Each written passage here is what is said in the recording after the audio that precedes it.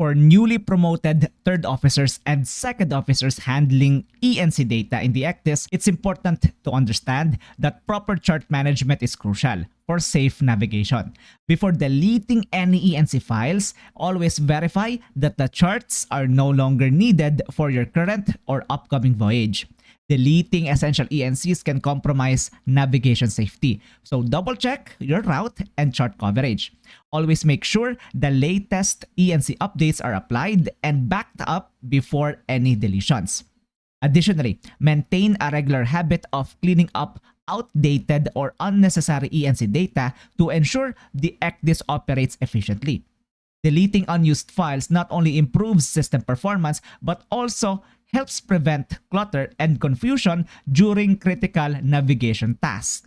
However, when in doubt, consult your senior officer or check the company's ECDIS policy to avoid any mistakes.